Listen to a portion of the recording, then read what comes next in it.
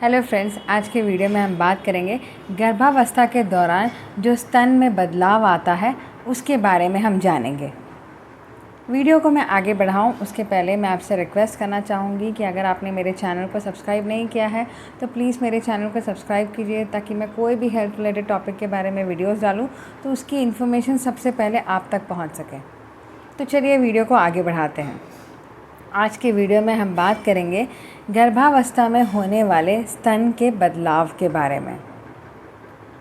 हर इंसान का शरीर अलग अलग होता है और गर्भावस्था के दौरान हर इंसान के शरीर में अलग अलग प्रकार के लक्षण आते हैं। किसी को कुछ ज़्यादा ब्रेस्ट में चेंजेस आते हैं तो किसी को बहुत कम बदलाव आता है, पर इसका ये मतलब नहीं है कि आपके शरीर में कोई एबनॉर्मैलिटी है। हर इंसान के शरीर में हार्मोन्स का लेवल अलग अलग होता है। जिसके शरीर में हार्मोनल चेंजेस बहुत ज़्यादा होते हैं उनके शरीर में लक्षण भी उस प्रकार के होते हैं।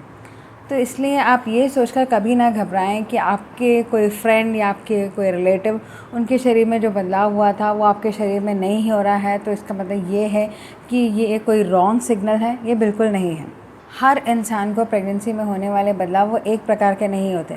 किसी के ब्रेस्ट में बहुत ज़्यादा चेंजेस होते हैं, किसी के ब्रेस्ट में बहुत कम चेंजेस होते हैं, किसी के ब्रेस्ट में शुरुआती टाइम पे ही चेंजेस दिखाई देते हैं, किसी के ब्रेस्ट में कुछ अंतराल के बाद ये चेंजेस दिखाई देते हैं। पर इसका ये बिल्कुल भी मतलब नहीं है कि आपके शरीर में कोई एबनॉर्मैलिटी है। आप सिर्फ ये ध्यान रखिए, आपके शरीर में हार्मोनल चेंजेस जिस प्रकार के होंगे आपका शरीर भी उसी हिसाब से बदलेगा।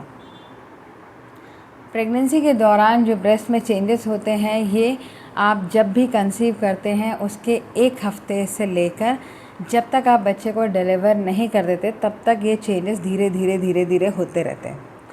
तो आज के वीडियो में हम बात करेंगे प्रेगनेंसी में हर स्टेज में क्या क्या ब्रेस्ट चेंजेस होते हैं, जिसे हमने 3 पार्ट पे डिवाइड किया है। फर्स्ट ट्राइमेस्टर, सेकेंड ट्राइमेस्टर और थर्ड ट्राइमेस्टर। ईजी वे में समझने के लिए आप ये मान लीजिए, फर्स्ट ट्राइमेस्टर का मतलब पहला 3 महीना, सेकेंड ट्राइमेस्टर का मतलब 4th, 5th और 6th मंथ, और थर्ड ट्राइमेस्टर का मतलब 7th, 8th और 9th मंथ। तो हम देखेंगे ये 3-3 महीने के अंतराल में आपके ब्रेस्ट में क्या क्या चेंजेस आते हैं। सबसे पहला ट्राइमेस्टर है फर्स्ट ट्राइमेस्टर, जो पहला 3 महीना होता है। उसमें ब्रेस्ट में क्या क्या बदलाव आता है। शुरुआती समय में आपके ब्रेस्ट में थोड़ा पेन हो सकता है, आपका ब्रेस्ट थोड़ा सेंसिटिव हो सकता है, यानी कि थोड़ा भी आपका बॉडी भी अगर गलती से ब्रेस्ट को टच कर जाए तो आपको पेन महसूस हो सकता है। ब्रेस्ट में धीरे धीरे हैवीनेस आने लगता है, थोड़ा भार महसूस होता है। हॉर्मोन्स में बहुत ज़्यादा चेंजेस शुरू हो जाते हैं, उसकी वजह से ब्रेस्ट में जो खून का बहाव है वो भी बढ़ जाता है। ब्रेस्ट की साइज़ धीरे धीरे बढ़ने लगती है। इसके अलावा ब्रेस्ट में खून का बहाव बढ़ जाने की वजह से जो भी वहाँ पे खून की जो नलियाँ होती हैं, वेन्स होती हैं, वो नीली कलर की दिखने लगती हैं। क्योंकि खून का बहाव बढ़ जाता है तो ये वेन्स का साइज़ भी बढ़ जाता है और वो आपको नीली कलर की लाइन जो है आपके स्किन में दिखने लगती है। अब हम बात करेंगे सेकेंड ट्राइमेस्टर, यानी कि चौथे, 5वें और 6ठे महीने में ब्रेस्ट में क्या क्या बदलाव आते हैं। एरियोला का कलर जो है इसमें थोड़ा डार्क कलर का हो जाता है। एरियोला का मतलब निपल्स के चारों तरफ जो एक सर्कल होता है उसे हम एरियोला कहते हैं। इसका साइज़ धीरे धीरे बढ़ने लगता है और इसका कलर भी थोड़ा डार्क हो जाता है।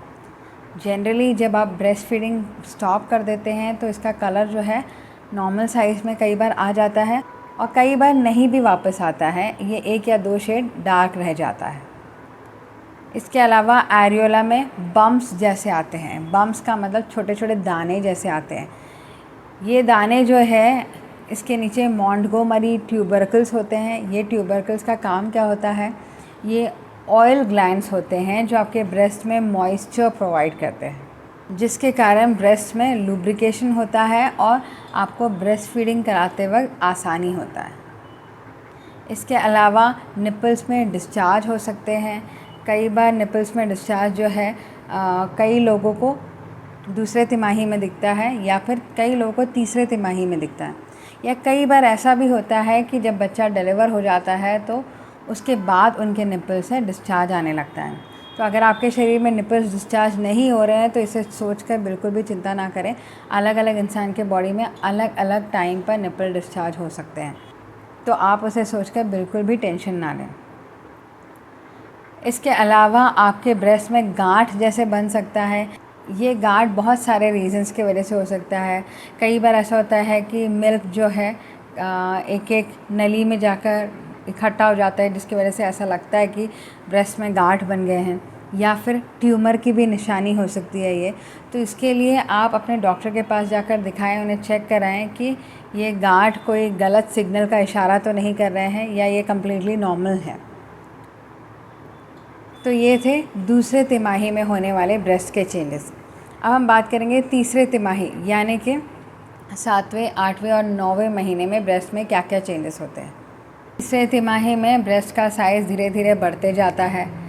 जब ब्रेस्ट का साइज़ बढ़ता है तो वहाँ पर स्ट्रेच मार्क्स भी आने लगते हैं। इसके अलावा कई लोगों को मिल्क प्रोडक्शन होता है, थोड़ा थोड़ा मिल्क लीक होता है। और अगर आपके बॉडी में मिल्क लीक नहीं हो रहा तो ये बिल्कुल भी टेंशन ना लें। जैसा कि मैंने पहले कहा, जितने भी मैंने लक्षण अभी बताए हैं उसमें से सभी के सभी लक्षण आपको हो ऐसा नहीं है। कुछ लक्षण आपको हो सकते हैं, कुछ लक्षण आपको नहीं भी हो सकते हैं, पर इन चीज़ों को सोचकर आप घबराएं नहीं कि आपके बॉडी में वो चेंजेस नहीं हो रहे जो आपके फ्रेंड के बॉडी में हो रहे थे। क्योंकि इंसान का बॉडी अलग होता है, अलग अलग बॉडी में अलग अलग लेवल में हार्मोन्स के चेंजेस होते हैं, और जिस प्रकार के हार्मोन के चेंजेस होते हैं उसी हिसाब से आपके बॉडी में भी बदलाव होता है।